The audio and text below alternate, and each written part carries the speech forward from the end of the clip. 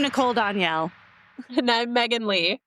And this is Romance on the Rocks, where two bookish biddies imbibe and discuss the romance novels they are currently reading for their pick a number, like lotto system.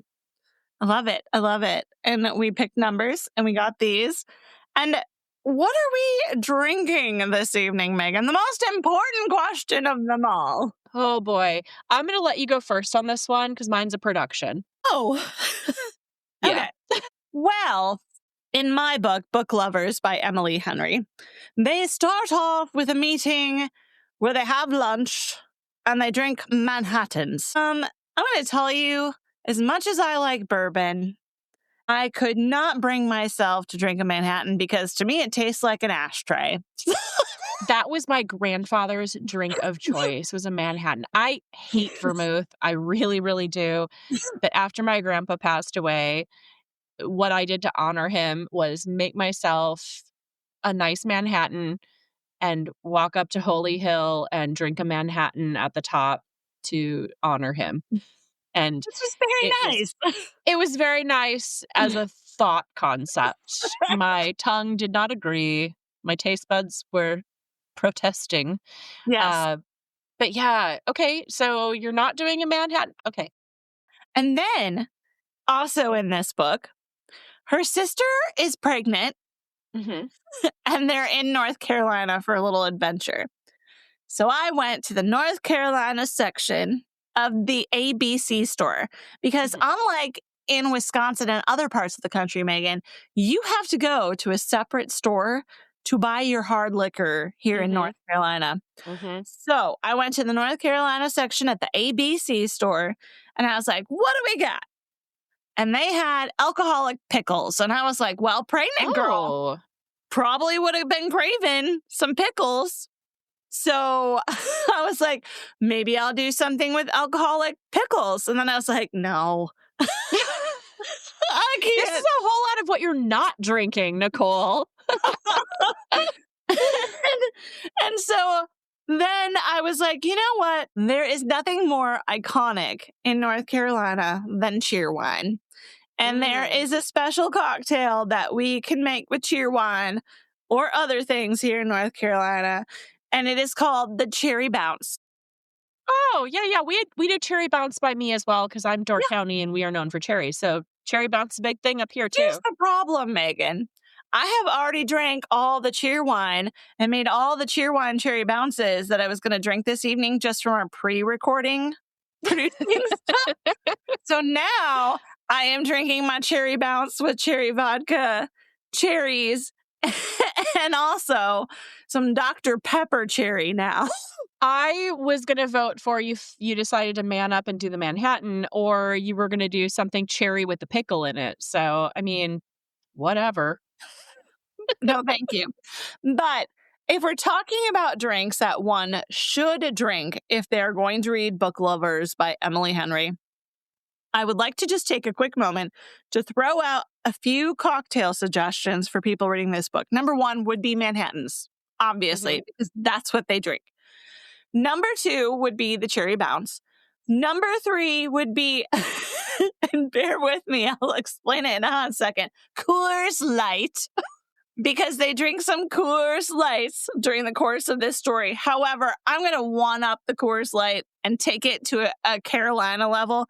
We have a lovely Carolina beer company here that is in the area vicinity where the majority of this book takes place, up in Asheville, North Carolina, and it is Highland Brewing Company.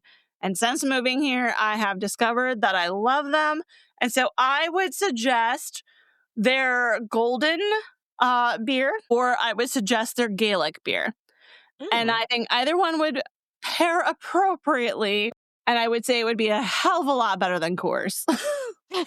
Coors Hill's very college to me. There's a reason that they drink it in this book. But I'm going to say, if you're going to go full North Carolina, full Asheville area, you're going to want some Highland Brewing Company. And they have not disappointed me at all. So what are you drinking? My book is It Happened One Summer by Tessa Bailey. And there is a scene in this book where the main character, Piper, it is so cringy. I feel so bad for her. She thinks she's going to a fun party and stops at the bar and gets a tray of shots. And before she even walks into the party, is doing the shots. And as she walks into the party, she just shouts like, "Shots, everyone!" And she's doing these shots. And this party is not what she expected it to be. And it's one of those, if it had been me and I had walked in, I would have left town forever. I mean, it was just brutal. So, in honor of Piper and that brutal moment. Oh, no. Don't do a shot. No. Oh. No. How are you still doing it this at our age? This is a Doing terrible multiple idea. shots? Not really. So, here's the problem with this, and this is why it's a production, my friends. Typically, if I do myself a tequila shot, I'm doing a pickleback. For those of you who don't know, a pickleback is then a shot of pickle juice to try and counteract the fact that you just did some tequila. My biggest issue here is the only tequila in the house is the coffee tequila. Oh, girl, no. So wish me luck as I am about to embark on a stomach-curdling adventure in honor of Piper. Why would you do this? I really liked this book, and I am going to put my body on the line. So, my loves, this is the 2 cups clinking together. This is the coffee tequila, followed by a pickleback. I love you all. Tell my husband that it's been a good time. Bury you with Dark of the Moon. Bury me with Dark of the Moon. Wheel me in late. I need to be late for my own funeral. Here we go. Love you all. No. No! We done did it, my friends. We'll see how long we're standing. Or before your stomach rebels. Oh, yeah. Woo! I now feel like I should have done the pregnancy pickle drink. I'm not pregnant, people, by the way. I'm so bad. No, but I would have welcomed you with the pickles. Anyway, welcome, folks, to a place where we drink cocktails and talk about romance novels. If you haven't subscribed, I feel like my little antic there really, it deserves some subscribes. Also, we do have a drinking game online, too. Just go to our website and sign up. But let's see if Meghan can get through her book, because you're up first. I need to see if you can go through this book without yakking at this point. Yeah, I was also pre-gaming. So we have the added bonus of the fact that Nicole and I have been already talking for about 45 minutes to an hour prior to this.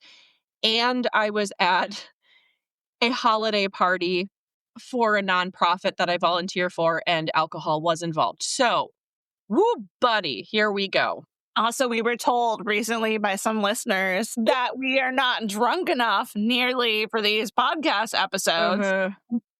This We're just episode trying may change things. We're just trying to make the listeners happy. That's all we're trying to do. All right, kids, I had a book called It Happened One Summer by Tessa Bailey. I pulled this as the second book in our Pick a Number, and I'm thrilled that I did. I enjoyed this. This is a book that was published in 2021, and here is our premise. Piper Bellinger is a socialite in LA, and at 28 years old, she's made the rounds as a well-known party girl, but she's starting to kind of age out of the scene. Unfortunately for her, she really hasn't had her eye on any other vocation. And at the beginning of the book, I assumed I was going to be highly annoyed with her character. She seemed vapid and shallow. In fact, a lot of it kind of reminded me, for those of you who are my age, Nicole's age, it kind of reminded me of when Paris Hilton was all the rage. It seemed kind of like that. Yeah. And again, Paris Hilton, lovely woman, but that's not how she was portrayed at the time. Yeah. So there you go. I was more than pleasantly surprised to find that her character was written in such a way that I actually found her funny and charming and very sincere. She seemed maybe a little stunted emotionally, like growth-wise, at the beginning of the book, but she definitely grew as the chapters went on, or maybe not even like grew necessarily, but found the space to let her guard down and have her actual strengths show. Initially, she's trying to maintain her socialite crown. On the heels of a very public breakup, she throws this banger of a gathering by breaking into a local ritzy club and throwing an after hours party at the rooftop pool. It gets wildly out of control with a lot of other wealthy, well known youngins attending. I don't see the problem with this. It sounds amazing. I mean, it sounds like a really good time, and It she seemed like does. she had a great time. So did the people attending. It pulled a lot of attention from all the media of the day. And again, reminds me of going back, maybe, extra, that kind of stuff where they're really focusing on the people who are the scene makers at the time. She quickly gets arrested for this quote unquote prank. Her stepfather, Daniel, is less than pleased with her antics and basically decides to send her off to a small coastal town in Washington state so she can learn a lesson with hard work and to take time away from the spotlight. As the story goes, her birth father passed away when she was just a child, leaving behind an older building in Westport, Washington. And in it is a pub. Piper's stepfather, Daniel, is like, you need to go and learn work ethic. I have been paying for your lifestyle, and clearly it is not going well. Daniel basically tells her, hey, you don't know this, but there is this building in Westport, Washington. I've been paying a maintenance guy to take care of it for the last couple decades. It's there, it's standing, go. And he just kind of shoos her off. He's like, it's yours to deal with now. You need to leave LA. I am not funding this ridiculousness. Piper's sister Hannah decides to join her because she hates the thought of Piper going into exile all by herself. So the two girls end up in Westport, ready to live out 3 to 4 months of exile because Daniel is like, you get the whole summer, learn how to deal by yourself. Their whole thing is, we're going to get through this. We're going to get back to LA ASAP. It'll be fine. Enter our MMC, Brendan Taggart. Brendan is a local fisherman who owns his own boat, captains a small crew harvesting fish and crabs on the ocean. He is stoic, comes across as kind of an asshole at first. In fact, Piper's first thought when she meets him is, quote, who the fuck even was this douche? Which, kind of just described their whole interaction. But as we learn more about Brendan, we realize he's had several years to be in mourning, followed by some romantic and personal tragedy. And he's not really ready for somebody as colorful and bright as Piper to come in and hurricane into his life. Basically, it's a lovely, grumpy sunshine trope, and I love those. Guys, I think the pickleback and the tequila are starting to hit. Because I'm kind of like, all of this culminates in us watching the two of them figure out how to properly communicate, which, spoiler, he's much better at it than she is, and how to grapple with what others expect compared to what the two of them actually want. There's a lot of attention paid to how social media and peer groups and societal pressures can create these fake bubbles that people live in. And this book does a great job of popping that bubble. There's stormy seas, there's misconnections, there's a bar makeover, there's grand gestures, and overall, I just really enjoyed this book. So now some quotes. Quotes. Piper and Hannah have just moved into the upper apartment of the bar and have found out it's basically an efficiency with bunk beds. Super not glamorous. And it's disgusting because nobody's lived there in decades. So it is just covered in dust. Nasty. Hannah, the younger sister, actually spent time cleaning the bathroom. And one of the best quotes, was Piper really wanted to make her a special meal as a thank you, and Hannah was trying to say, you don't have to. Piper responds with, you cleaned the toilet from hell. You've earned dinner and sainthood as far as I'm concerned. Legit. Legit, girl. Thank you. The younger sister, Hannah, is super into music and loves collecting records. And the two of them are hanging out. They've had a couple beers and they're just chit-chatting. And Hannah is going off just talking about this local music store she found. Piper's internal monologue. Leave it to her sister to wax poetic about a record store after too much to drink instead of talking about an ex-boyfriend or a crush. And I'm like, yep, can relate. One of the things I super appreciated about the relationship between Piper and Brendan is I love demonstrative love. Don't tell me that the love is happening. Show you. Me. So the girls are trying to give this bar a facelift. It's been neglected for decades.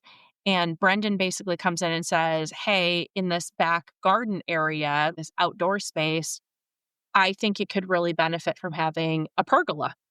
And he just comes in one day and starts hauling in wood and starts building it. Just, I think it needs it, and he goes for it. I love a man of action. Yeah.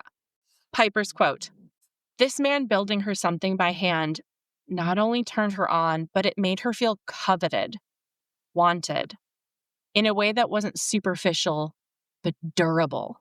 She was a dusty mess and had been for at least 6 days. And it didn't seem to matter at all. In dirty jogging pants or sequins, she was still pergola worthy.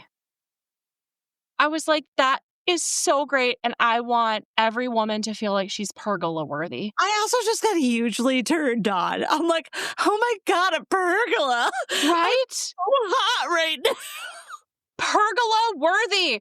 We all need to know that we are pergola worthy. Oh my God, that was hot. Right? Plus, a man in sawdust is basically like a man in man glitter. God, I got super turned on by that. It was so great. Oh God, I want a man to build me a pergola. Fuck. I'm telling you, I really enjoyed both these characters. Early on, you get a scene where the two of them are having a lunch together. They're out at a local restaurant. He ends up with the pot pie. And he even tells her, I don't know if this is really going to be my thing. Typically, when I'm here, I order fish and chips. And so he orders the pot pie. He has a couple bites. And she can tell he doesn't really love it. It's not what he wishes he ordered, but he keeps going. And she's like, if you don't really like it, you don't have to keep eating it. And he's like, no, I got it. So I'm committed now and I have to keep going. And later on in the book, she kind of worries, what if she's like that? What if it's like he already... She's a pot pie? Yeah. Yeah. What if he started and now he feels like, well, I got to keep going. And she actually says the line, Nicole, what you just said. She goes, what if I'm pot pie? I was just like, that is so, first of all, adorable, but also so relatable from a perspective of somebody just going like, oh my God, I don't want to be that thing that you feel like you have to deal with. Yeah. Yeah. What if I'm pot pie? You don't have to finish a pot pie if you don't want to. It's thick, right. it's heavy. So those were my favorite things. Just like, what if I'm pot pie, which was so relatable. And then every woman needs to feel like she's pergola worthy. I loved it. Girl, you have no idea how hot and bothered I got by the pergola. Just saying. Wow. So here's the point where I always say, what do I say, Nicole? I don't know. What do you say? About my thoughts? Oh, you have thoughts. Hey, guess what? I don't have thoughts. What? No, I don't. There's nothing about this book that I was like, I have thoughts. No, nothing. I just got you a fucking journal for your thoughts. And you don't have thoughts? Not on this one, because I really enjoyed this. Meghan, for your book, what is the spicy Scoville scale unit you would give it? Jalapeno. And I know we're not doing our romantic reminders, but I would say building shit from scratch to include a meal or a pergola, memorizing your loved one's go-to orders, Brendan orders coffee for her exactly the way she wants, and she's kind of shocked that someone paid attention to how she had ordered her coffee, and I thought that was very sweet. And then we talk about scents. There was a night that he was gone and she missed him terribly, and so she went to his house and slept in his bed so she could smell his pillow. And again, it's that whole thing about just how that scent really brings you closer. So that's what I got. Hey, did you read a book? I did. We should talk about it. Oh, Lordy. I read Book Lovers by Emily Henry. First, let's talk about the author. An NYT, New York Times, #1 bestseller. She's also written Beach Read, Funny Story, Happy Place, People We Meet on Vacation, and most recently, Great Big Beautiful Life. In addition, I think I can safely say that Emily Henry is definitely trending upwards because People We Meet on Vacation is premiering as a movie on Netflix, and Beach Read is getting a film adaptation by 20th Century Studios. Book Lovers is being adapted for the screen by Tango Entertainment. Happy Place is being made into a Netflix series. And Emily Henry is writing the screenplay herself for the film adaptation of Funny Story. So all I can say is, we're not worthy.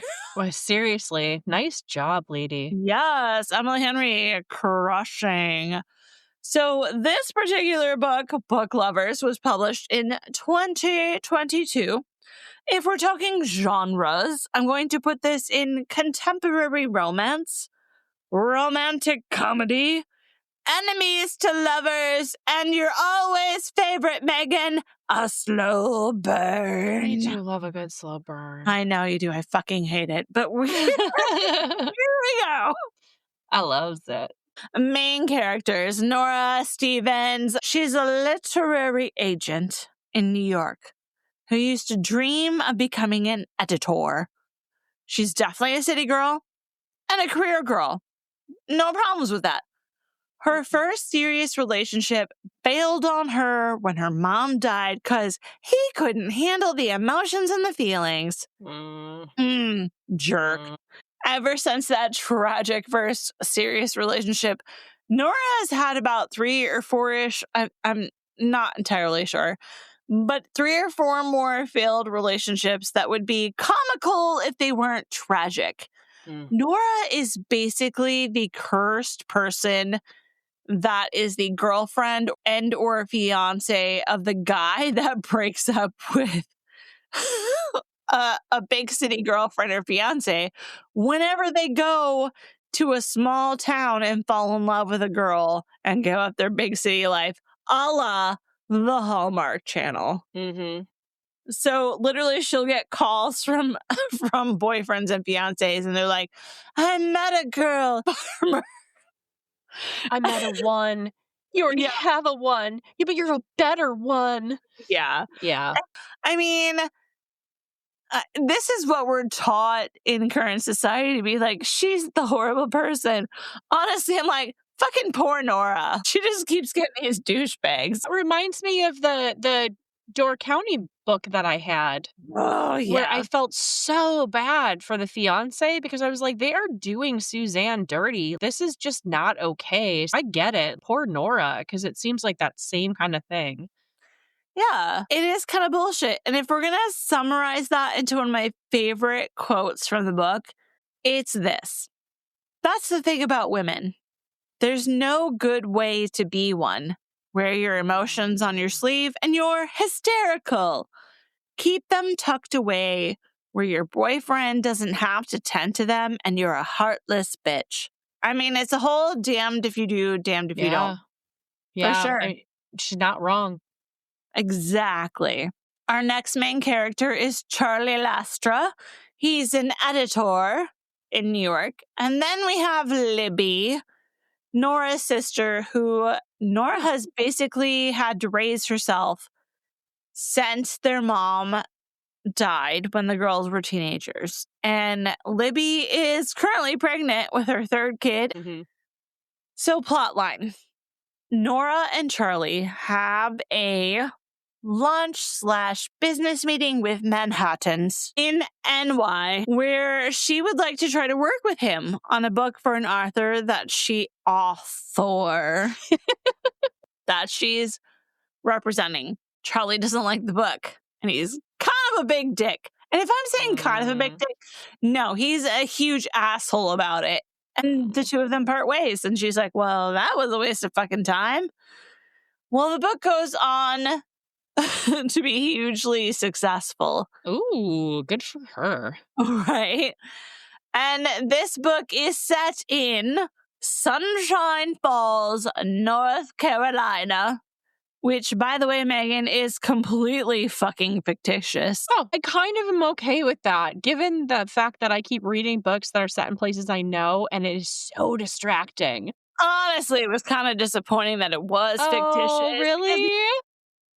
I live in North Carolina now, and I'm like, I wanted a real place, Jim. It's so funny. You and I are so opposite in so many ways on these books. I know. But for my North Carolinians, or for anyone who gives a shit, so basically this is giving like Asheville, Boone vibes. But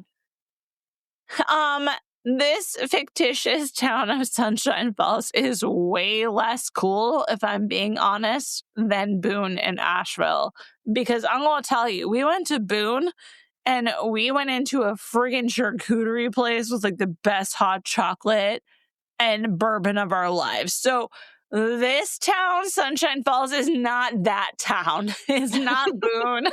It's not that cool, because they frequently joke about like they just throw up some spammy ham up in the salads and like call it whatever. And I was like, that is not the treatment we got in Boone. So I don't know where this little Sunshine Falls is, but it ain't Boone. So no, thank you. I don't want spammy ham. No. I love Spam. Don't get me wrong. I do love Spam. I'm sorry, guys. Good fried Spam. I don't want Spam ham. Anyway, Libby, Nora's sister, is pregnant and wants to take a trip to Sunshine Falls with Nora to rekindle their sister relationship and get a little escape and R&R before bebe number 3 arrives. Okay, fine, I got sweet. it. Is it, though? I mean, it sounds sweet. Doesn't mean it is. She's got the whole bucket list she wants to do with Nora. Nora's going to work remotely during the weekdays, and then they'll spend the rest of their time together bonding, as sisters do. Where they now, upon arrival into Sunshine Falls, run into none other than Charlie Lastra. Turns out, Meghan, Charlie is from Sunshine Falls, and he is there to help the family bookstore while working remotely. If that does not sound like a Hallmark setup, I don't know what does. I love that, though. I don't know. If I were a book editor, I would love to retreat to my tiny little hometown to help in the bookstore. It sounds nice. For him, yes, until it doesn't. But Nora and Charlie end up having to collaborate on a project together, and the rest, they say, is history. I'm going to give this a jalapeno. There are some steamy moments, including, Meghan, some skinny dippings. Ooh. As one Is that does. the first time we've had skinny dipping? We've had a lot of bathing, but I don't remember skinny dipping. Yeah, we've definitely had skinny dippings in my books. I remember bathing. Lots of bathing. And while there are some intimate scenes, there's nothing wild or overly delved into, and it is definitely a slow burn. Meghan, I think you would have greatly loved and enjoyed this novel, because this seems like a Meghan book to me. I can see that. It sounds like a Meghan book. So things that I loved. I really appreciated the dialogue. I found the banter between Nora and Charlie Lastra to be especially fabulous. I loved both their sarcasm and wit, but I particularly loved and appreciated Charlie's snark. Well, he is definitely not my physical type based on the descriptions in the book. I found him to be a fucking joy and a treat and someone I would genuinely love to hang out with and just be friends with. Mhm. I mean, if things led to more beyond that, I guess I'd allow it. But the snark was so amazing. I was like, yes. There were some nice little heated moments that happened in the second half-ish of the book. I guess two-thirds, half-ish of the book, which I very much appreciated. For the most part, I found the storyline plausible, which is always appreciated. My challenges with the book, Meghan. Reading and getting through this book. I started reading the physical book on my birthday on December 22nd, and I was like, this is fun. I'm liking this. And I was so excited, and I'm loving every moment.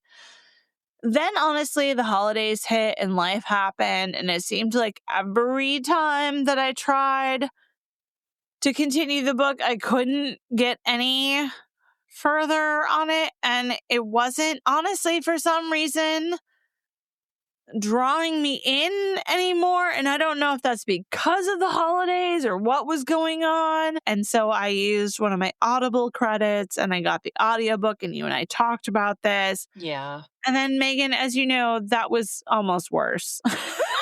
Risk management. You played me a couple little excerpts of that book. It, it sounded like it might be not the easiest to get through audio-wise. The Yeah. narrator was fine, just not necessarily my cup of tea. For some reason, I just did not like the narrator's voice, and it was solo narration, aka single narrator for our Audible and audiobook friends. And her narration was slower than I prefer. Slower. I think that is what I noticed was it was definitely a different pace than I was expecting. And even when I sped it up, it still it still took forever to get through. To be fair, this was a girthy book, as I pointed out to you. So I get that it took some more time, but I would like to see that I was talking to some of the other ladies in the cul-de-sac quite recently. Shout out to Casey, Brooke, Caitlin, Crystal, Daniela, and Meghan. And they are some of the ones who listen to romance audiobooks quite regularly. And most of them pretty much agreed with me that they like to hear separate male and female voices. And this is what I personally think I need. One of the conversations you and I had was really just meeting the book where you are. So at the time, you knew that you had gotten through a certain portion of this book as a paperback and physical, and it just was not hitting for you. You couldn't continue that way. So moving on to the audiobook, which just created a different space for you to find that book and try and continue on. And I do think that even though in this case it wasn't maybe the sound you were hoping for, it's still something to encourage people out there. Like, you may not feel like you have the moment or the time or the whatever to invest in sitting down with a physical novel.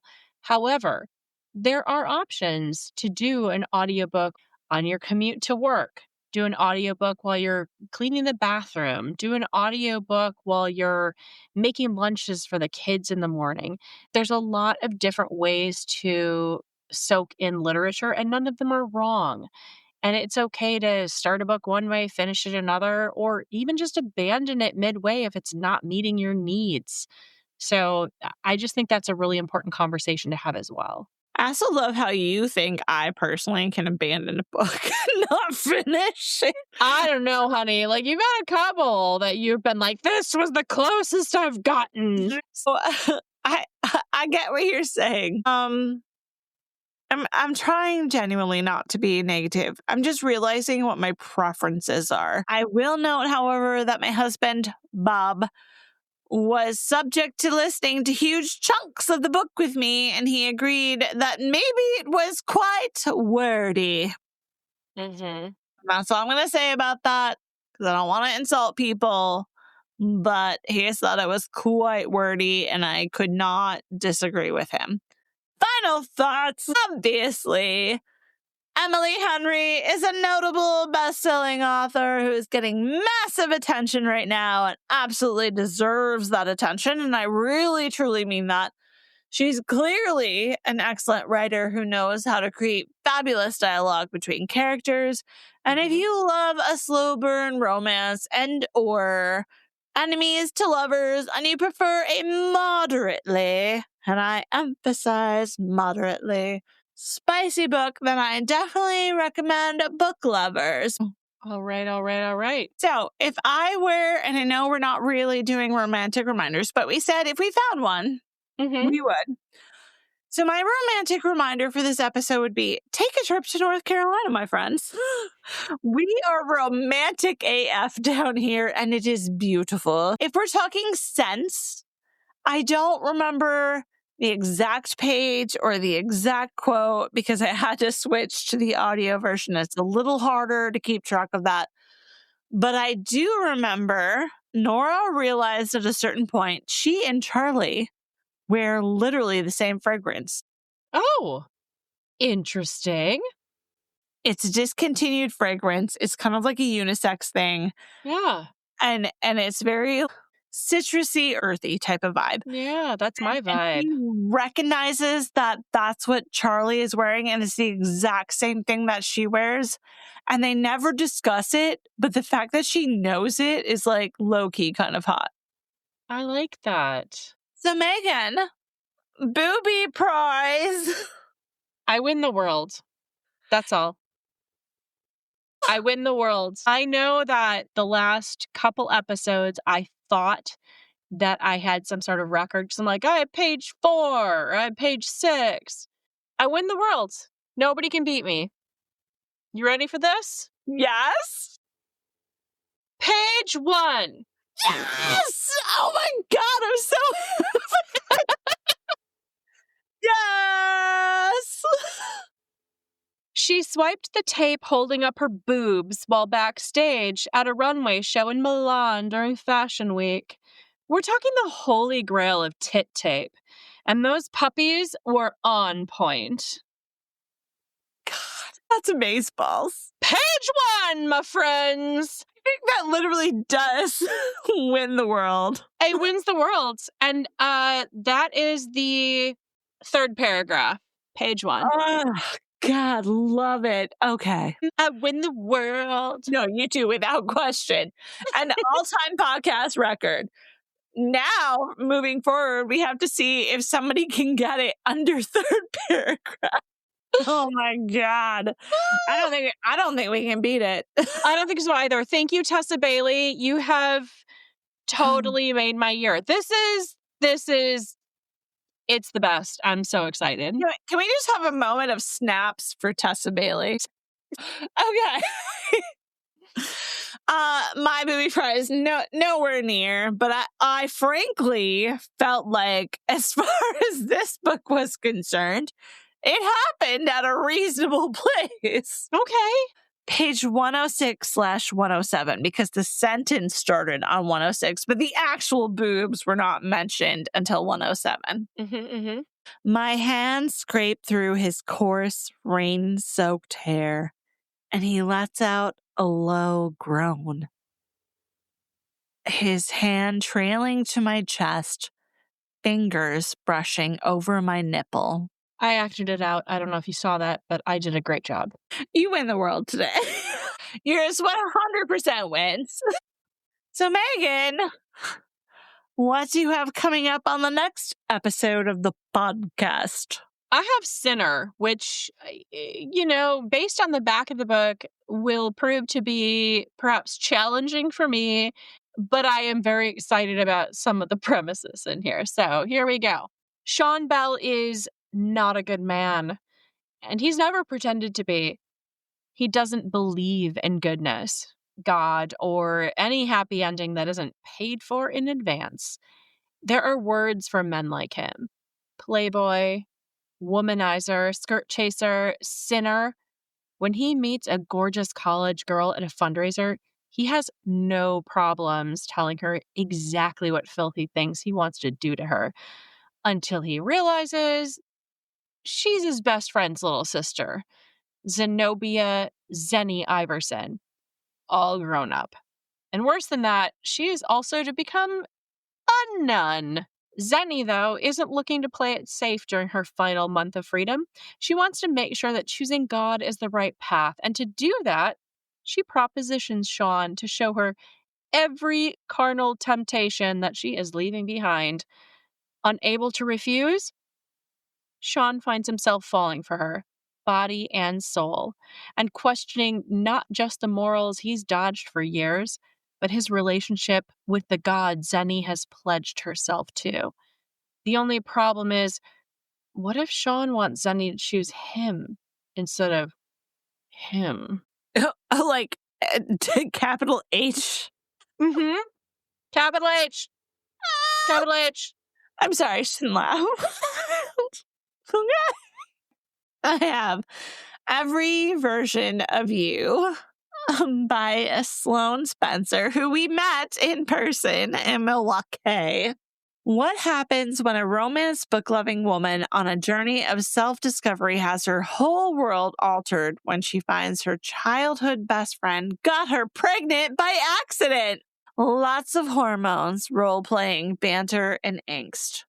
Angie Johansson is the oldest of 5 siblings and has been taking care of her family since she was a child. Now, she puts her personal experience to professional use as a children's therapist.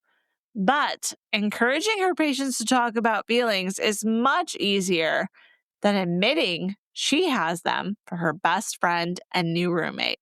8-man and CFO Rafael Jimenez is a goofy, playlist-making, salsa-dancing rugby player for Philadelphia's D1 team, with his eyes set on bachelorhood. But when he moves back to the city and his curvy best friend needs a place to live, he offers up his spare bedroom, just like old times.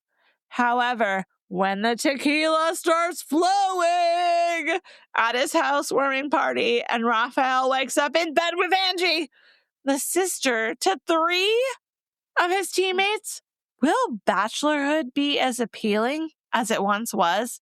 Can he rediscover his teenage crush? All right, that's what we have coming up on the next episode of the podcast. We are still doing Pick a Number. It's getting wild. It's getting crazy. Reading random things on our TBR list. Thank you for sticking with us. I feel like tonight, Nicole and I were spiraling. We are tired. Y'all wanted drunker. We are drunk. We are drunk. It's not for the best, my friend. Thanks for joining us today for Romance on the Rocks. Please like, subscribe, and follow. And if you are a hopelessly romantic bookish biddy like we are, think about giving us a review on Apple, iTunes, Spotify, YouTube. Until the next time, just know that your support really truly means the world to us. Stay safe and know that you are loved.